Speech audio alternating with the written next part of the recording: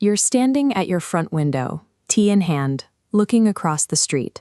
A brand new, metallic black German SUV slowly backs into your neighbor's driveway. The paint is clean enough to reflect the orange glow of the street lamp overhead. Your neighbor steps out, taps his key fob, and watches the side mirrors fold inward. He works in middle management at a regional logistics firm, a job with a predictable salary.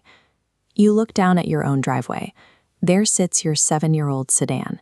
It's reliable and the oil is fresh, but the paint has lost its showroom luster, and the headlight lenses have begun to cloud ever so slightly at the edges. In that quiet microsecond, a comparison takes root. You feel a faint sting of inadequacy, wondering how he managed to park an $85,000 machine 30 feet from your porch. Consumer culture relies on our tendency to read these visual cues as definitive signs of prosperity. We are conditioned to see a polished surface and assume the underlying foundation is solid. The gleaming vehicle in the driveway is a heavy logistical commitment. It requires a constant effort to sustain, functioning more as a maintenance requirement than a trophy. To see the reality of that commitment, we have to look past the quartz countertops. We have to sit at his desk at 11:30 tonight, next to a stack of loan statements.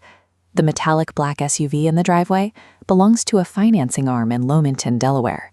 He pays $1,240 monthly for 72 months, losing $15,000 to interest.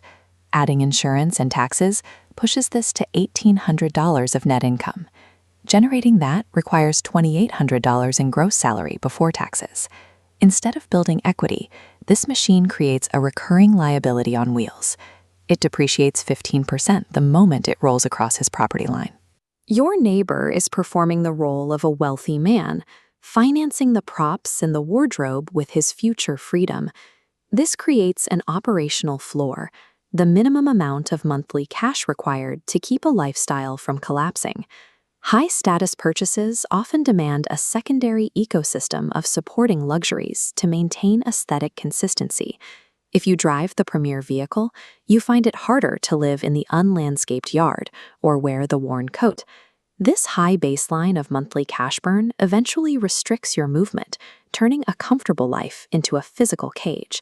It forces people to stay at jobs they despise because they cannot afford a 90-day gap in cash flow.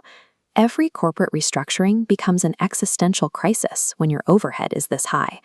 When fixed obligations demand massive monthly cash injections just to maintain appearances, your lifestyle begins to command your labor, your calendar, and your sleep patterns. There is an alternative path found in the architecture of quiet, counterintuitive wealth. True prosperity is the invisible gap between what you earn and what you consume. It lives in unspent capital and unborrowed credit. This graph compares the two paths over time. One line shows the cost of paying 8% interest to lease an illusion. The other shows $1,600 a month directed into assets, earning 8% compound interest in the background of your life.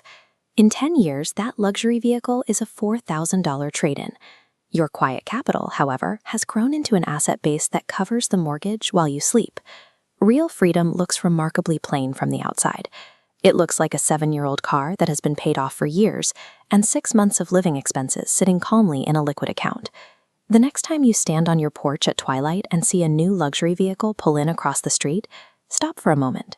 Replace any feeling of inadequacy with a clear understanding of the financial mechanics hidden beneath that clear coat paint. You are observing someone who has traded thousands of hours of their finite life to rent a temporary status symbol that will be forgotten in 3 years. Take a moment to appreciate your paid-off sedan, your low fixed overhead, and the quiet compound growth accumulating beneath your feet. Prosperity is the quiet ability to walk away from the performance because you have nothing to prove. Let them manage the stage. You own the ground you stand on.